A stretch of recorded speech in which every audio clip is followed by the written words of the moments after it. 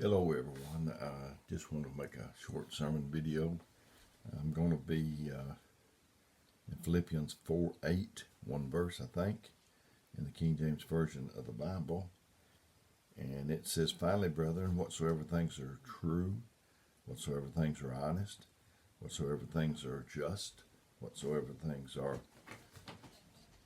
pure, whatsoever things are lovely, whatsoever things are of good report, if there be any virtue and if there be any praise, think on these things." And I have told our church before, just try this for 30 days. And I can't give you a money back guarantee, but I just don't believe you'll ever go back to trying to think negative. Today I want to preach, I'm still in the verses series, and I want to preach to you about playing offense versus playing defense. And I had a thought for you to think about, and then maybe you can put in the comment section. Maybe thinking about to anyone who subscribes and leaves their email information in the comments section. I'll try to send you a free sample of J.D. Cantrell ebook. It's an ebook now. It's not paperback. Live First, Die Last, or How to Navigate Life Storms, your choice. And and this is building takes skill, tearing down none. And so today I want to talk to you about offense versus defense. Offense is, I've made up my mind, I'm going to have a good day, no matter what. No matter what the weather, no matter what the circumstances. People say under the circumstances. Well, just get out from under the circumstances. In defense, it's something like, if it doesn't rain today, I may have a shot at having a good day. Offense is, I'm going to speak to them whether they speak to me or not. Defense is, if they speak to me, I may speak to them. I worked for Carnation Company for 20 years.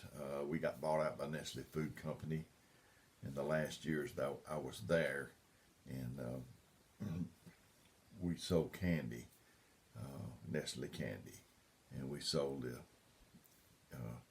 The way we did at first was right before Halloween, we'd start pushing our Halloween candy. And then we got a new boss, and he said, "No, we're going to play offense. We're not selling Halloween candy right before Halloween. We started selling different seasons of candy way before the season began. Valentine's, Halloween, Christmas, whatever it was." And I saw the value in that, and I transferred it over in my mind to spiritual. So offense is proactive, people call it, and defense is reactive. A proactive approach to me is you consider what things may come up, and you already have a plan.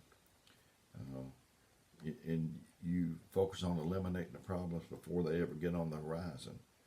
And a reactive approach is just wait, it happens. And the difference in these two approaches is perspective. Each one provides incessant actions and events. And I think I've told you, I hate to wear things out because I've had different videos and I've told you parts of this, and it's in some cases all of it, I guess. But I grew up, I didn't have much confidence. And not that I am abounding with it now, but you ought to have seen, you ought to see the difference. But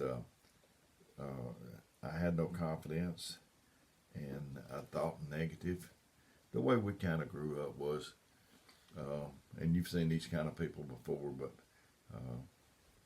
we talking, I'm going to out complain, I've got more things wrong with me than you got wrong with you. If you start telling me what's wrong with you, then I try to, like one-upmanship or something. And I can't wait for you to get through so I can start telling you what's wrong with me. I saw a better way. I saw a man named Brother Harold Simmons. He had a cancer in his leg, and he would limp. And I saw him when he come in the threshold of the church sometimes, and he'd be limping up to the threshold. But when he got to the threshold, he held his head up. And I saw that was a better way. You know, over in 1 Corinthians, it says, and yet I show you a more excellent way. And it's a more excellent way. Don't you want the more excellent way?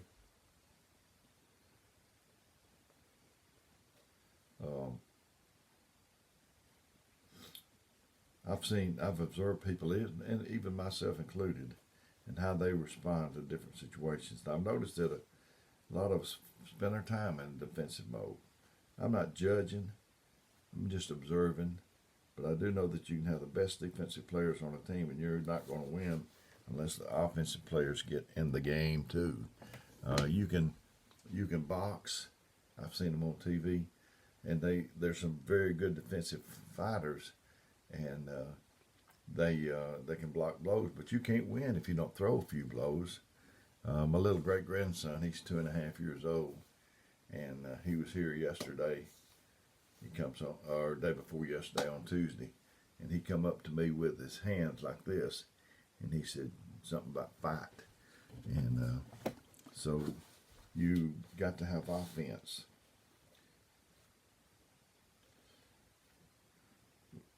Like I say, many of us, whether we realize it or not, are playing defense way more than we're playing offense.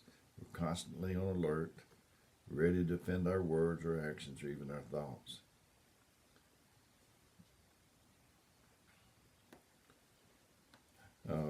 Think about when someone's talking to you, and ask yourself, are you listening to understand?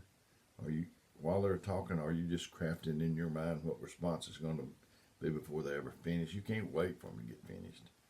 If you are, that's a pretty good sign of being defensive.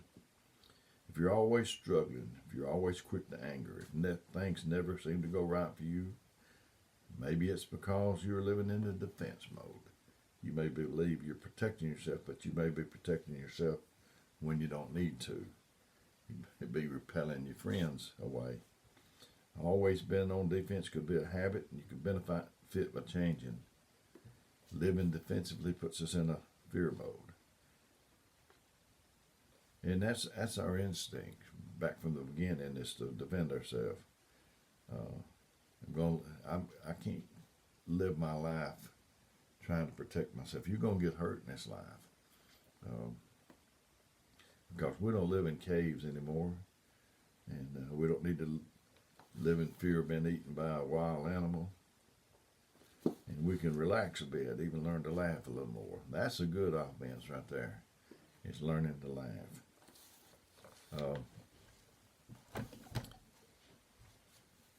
I heard a man say that 5 minutes of deep gut laughing was better, more productive than 15 minutes of moderate exercise. So he said, well, if that be the case, I'll just get up and laugh for 5 minutes and go back to bed. But laughter's good for you. Playing offense is good for you.